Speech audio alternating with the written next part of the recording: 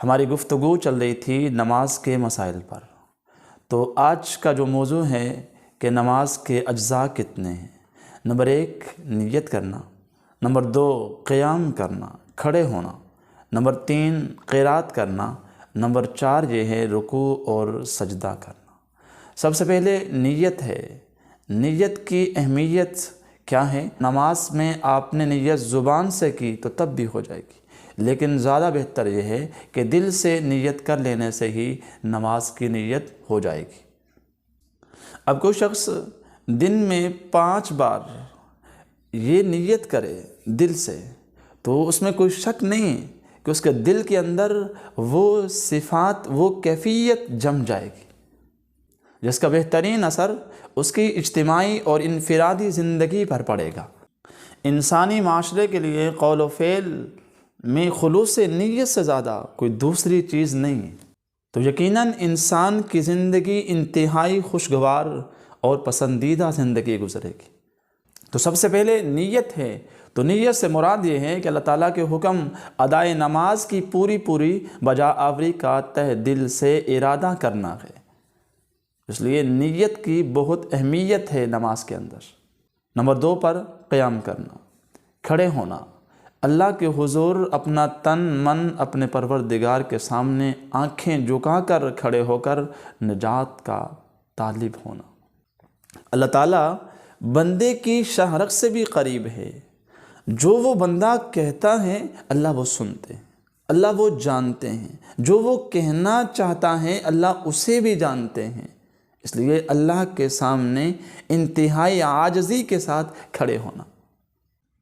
ہاں، اس میں کوئی شک نہیں، اگر کوئی انسان دن اور رات میں متعدد بار 5 بار اللہ کے حضور کھڑا ہونا، تو اس میں کوئی شک نہیں کہ پروردگار کی محبت کی جگہ جو ہے نا اس انسان کے دل میں جم جاتی ہے۔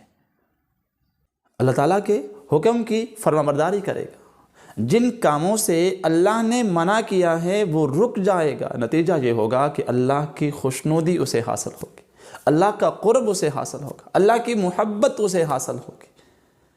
تو اللہ کے سامنے قیام کرنا، کھڑا ہونا، یہ بھی نماز کے اجزاء میں سے ایک جز ہے۔ تیسرا جز ہے قرات، یعنی کہ نماز میں قرآن کریم پڑھنا۔ آپ اللہ کے سامنے جب نماز کی حالت میں یہ تلاوت کرتے ہیں، اس تلاوت میں اللہ سے کیا کہہ رہے ہوتے ہیں؟ الحمدللہ رب العالمین الرحمن الرحیم مالک یوم الدین، یہ آپ سورت پڑھتے ہیں۔ اس کے ساتھ آپ قرآن کریم کی کسی سورت کو ایڈ کرتے ہیں، تو آپ ان دونوں صورتوں میں اللہ کے ساتھ آپ نے ہم کلامی کیا کی؟ آپ جو نماز پڑھ رہے ہیں اس میں غور و فکر کرنے کا حکم ہے کہ آپ جو الحمدللہ رب العالمین، تمام تعریفیں اس خالق کے لیے۔ یہ جتنا بھی ترجمہ ہے، آپ نماز پڑھتے ہیں، رکوع کرتے ہیں، قیام کرتے ہیں، سجدہ کرتے ہیں، تشہد میں ہیں، تو نماز میں جو بھی پڑھتے ہیں اس تمام کا آپ کو ترجمہ آنا چاہیے۔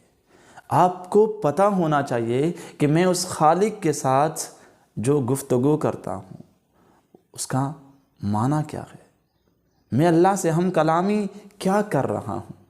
تو یہ نماز میں قرات ہے بچ، یہ بھی نماز کا ایک جز ہے۔ حضور فرماتے ہیں لوگوں اپنے اندر خلق الہی پیدا کرو، اور وہ ذات ایسی ہے جو بخشش کرنے والی ہے۔ تو یہ بھی نماز کے اجزاء میں سے تیسرا جز تھا۔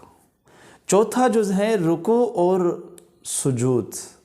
رکوع کرنا اور سجدہ کرنا یہ تعظیم کی نشانی ہے، اللہ کی عظمت کی نشانی ہے۔ نمازی کے اندر جب دن رات میں متعدد بار یہ کام ہوتا رہے گا نا، تو اس کے دل کے اندر خائف ہوگا۔ تو یہ 4 جز ابھی خدمت میں عرض کر دیے گئے ہیں کہ سب سے پہلے نیت کرنا، پھر قیام کرنا، اس کے بعد قرات کرنا، اور آخر میں یہ ہے رکوع اور سجدہ کرنا۔ اسی طرح خدمت میں ایک مسئلہ عرض کرنا چاہتا ہوں کہ رکوع میں شامل ہوتے وقت تکبیر تحریمہ کا حکم کیا ہے۔